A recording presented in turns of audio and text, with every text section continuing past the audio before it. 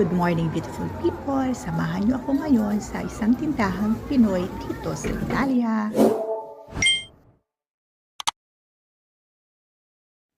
At pagbukas pa nga lang ay bubungad na sa inyo ang napakarami klase ng produkto na galing sa Pilipinas.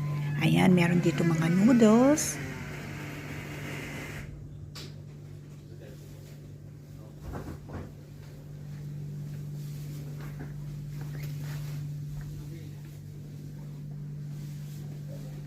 at meron ding ilan na mga produkto ng ibang nasyon tulad ng mga Peruvian, Portuguese.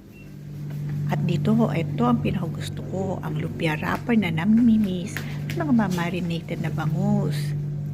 At dito sa side na ito, ang mga chips galing sa Pilipinas. Ayan, hindi na kayo mag-crave.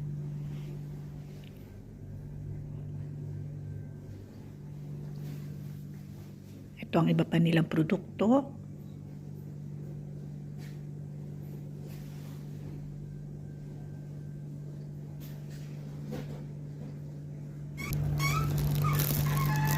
Ayan, meron din ditong saging, hindi nga lang saging saba. Pero, pwede na pamalit sa saba.